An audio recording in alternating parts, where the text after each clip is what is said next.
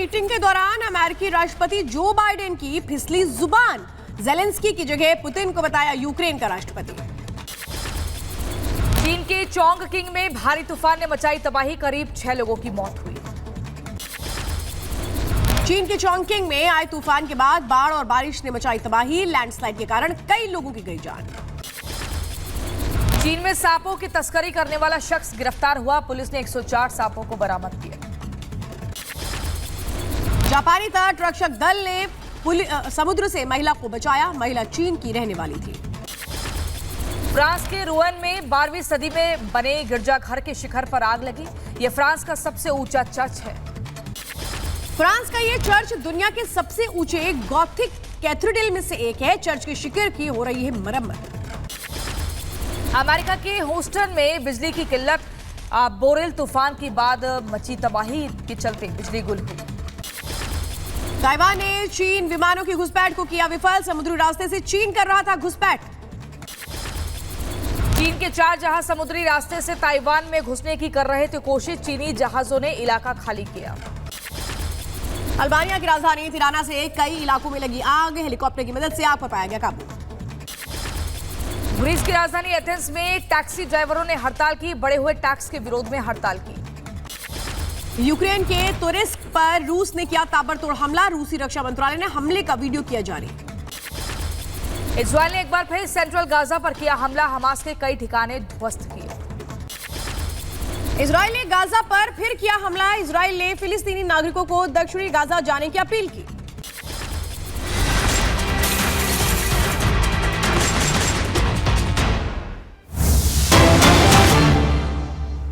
और इसी बीच बड़ी खबर, घोटाले के आरोप में कर्नाटक के पूर्व मंत्री नागेंद्र से पूछताछ। नागेंद्र को हिरासत में लेकर ईडी पूछताछ कर रही है।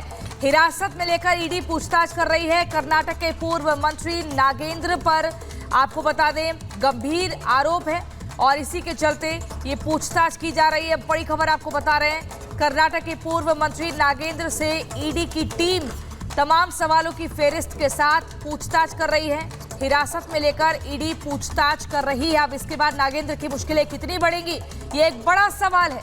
आपको बता दें ये यहाँ से नागेंद्र की मुश्किलें बढ़ती हुई दिख रही हैं, क्योंकि ईडी की टीम ने हिरासत में ले लिया है कर्नाटक के पूर्व मंत्री नागेंद्र को।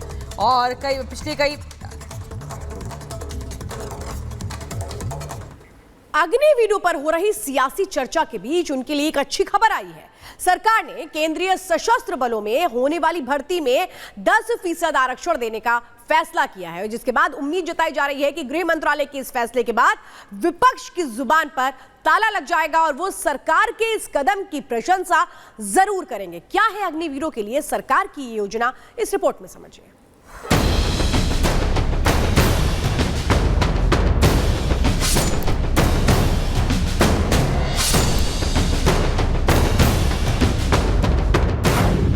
अग्निवीरों को सरकार का बड़ा तोहफा। अग्निवीरों को मिलेगा आरक्षण का लाभ। सीआईएसएफ, सीआरपीएफ और बीएसएफ में 10% आरक्षण। जी हां, अग्निवीरों पर विपक्ष के उठाए तमाम सवालों के बीच केंद्र सरकार ने अग्निवीरों के हित में बड़ा फैसला लिया है। केंद्रीय गृह मंत्रालय ने पूर्व अग्निवीरों को केंद्रीय सशस्त्र बलों की भर्ती में आरक्षण देने का फैसला लिया है। सरकार के इस फैसले के बाद अब अग्निवीर स्कीम के तहत सेना में शामिल हुए जवानों को सीआईएसएफ, बीएसएफ और सीआरपीएफ की भर्ती में आरक्षण का लाभ मिलेगा। इस बारे में सरकार की तरफ से दी गई जानकारी के मुताबिक अग्निवीरों को केंद्रीय सशस्त्र बलों की नौकरी में आरक्षण मिलेगा। अग्निवीरों के लिए कांस्टेबल भर्ती के 10% पद आरक्षित रहेंगे। अग्निवीरों को फिजिकल टेस्ट से भी छूट मिलेगी। आयु सीमा में भी अग्निवीरों को छूट मिलेगी। पहले वर्ष में आयु सीमा में 5 साल की छूट होगी, फिर बाद के वर्ष में आयु में छूट 3 साल की होगी। पूर्व अग्निवीरों को भी इस आरक्षण का फायदा मिलेगा। गृह मंत्रालय की ओर से इस बारे में जो जानकारी दी गई उसके मुताबिक सरकार का ये फैसला केंद्रीय सशस्त्र बलों की 3 इकाई में लागू होगा और इसके तहत अग्निवीर से रिटायर हुए जवानों को भी सीआईएसएफ, बीएसएफ और सीआरपीएफ तीनों बलों में होने वाली भर्ती में 10% आरक्षण का लाभ दिया जाएगा। सरकार के इस फैसले को लागू करने की तैयारी भी लगभग पूरी की जा चुकी है। इस बारे में सीआईएसएफ की महानिदेशक नीना सिंह ने बताया कि सीआईएसएफ ने इस संबंध में अपनी तैयारी पूरी कर ली है। इस निर्णय के अनुसार सीआईएसएफ ने भी एक्स अग्निवीरों की सीआईएसएफ में भर्ती हेतु सभी तैयारियां कर ली हैं।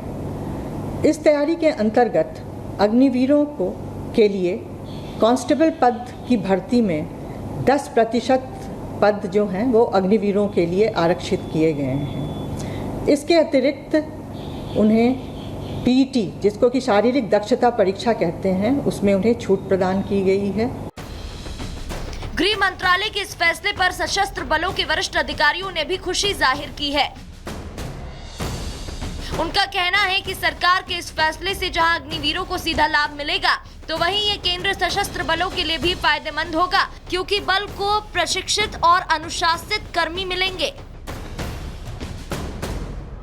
यह व्यवस्था जहां एक ओर सीआईएसएफ के लिए भी महत्वपूर्ण है, क्योंकि सीआईएसएफ को एक सक्षम, योग्य एवं प्रशिक्षित मैन पावर मिलेगा, जिससे फोर्स में डिसिप्लिन होगा, ऑपरेशंस में हमारी बेहतर होगी।